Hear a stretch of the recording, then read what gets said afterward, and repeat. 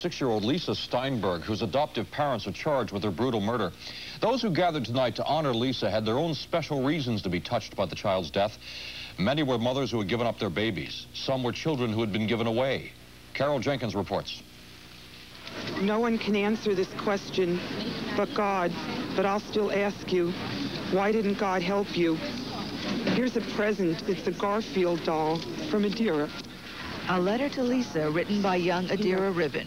At PS 41, Greenwich Village, where Lisa Steinberg was a first grader, mourners held candles in the darkness.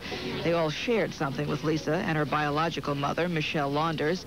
They were either mothers who had given children up for adoption or the children themselves. 22 years ago. Any contact with the child? Yes, I found my son.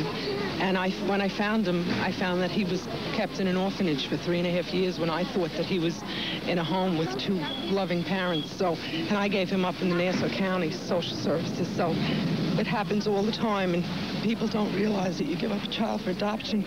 You think they're going to be in a loving home, and they're not. The night was filled with emotion, but what the people gathered here tonight were asking for was more than emotion. They were asking for action, changes in the adoption laws to make it possible for birth parents and children to find one another if they wish. I believe there has to be open records.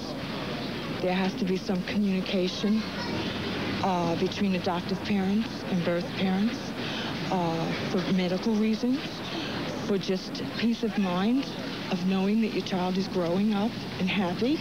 Having stated their purpose, the group walked from 11th Street and 6th Avenue to 10th near 5th Avenue to the house where Lisa lived. Gathered outside PS 41 in Greenwich Village, the school where Lisa Steinberg was a first grader.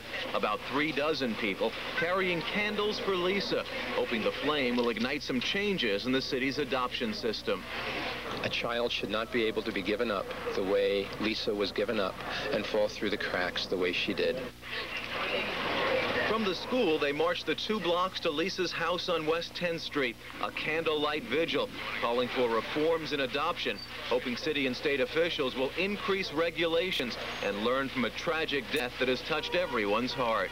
We're doing it as a memoriam to Lisa and her natural mother, and we're hoping that people who are in charge of adoption will start to see that it's not a total solution to a problem. In fact, in many ways, it creates more problems than it solves.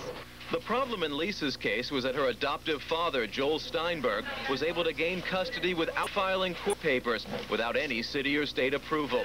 As the group gathered outside the Steinberg home, they wept openly for Lisa. Tears of sadness for a 6-year-old who could do no harm, but was harmed by the system. While tonight's march is more or less of a grassroots movement to organize adoption reform, the tragedy of Lisa's death has already started the ball rolling with state and city. One little girl. Candles were placed at the memorial outside her home with a kiss to Lisa and the hope that her death will mean life for others. In Greenwich Village, David Goldstein, Channel 2 News.